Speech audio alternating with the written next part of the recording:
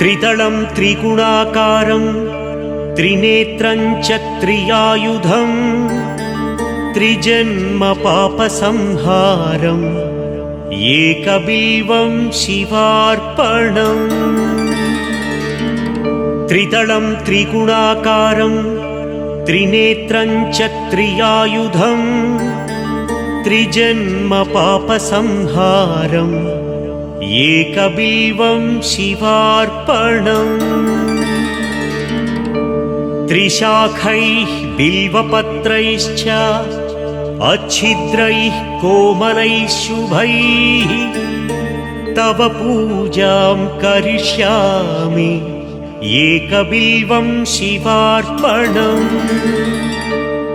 त्रिशाखैः बिल्वपत्रैश्च अच्छिद्रैः कोमलैः शुभैः तव पूजां करिष्यामि एकबिल्वं शिवार्पणम्।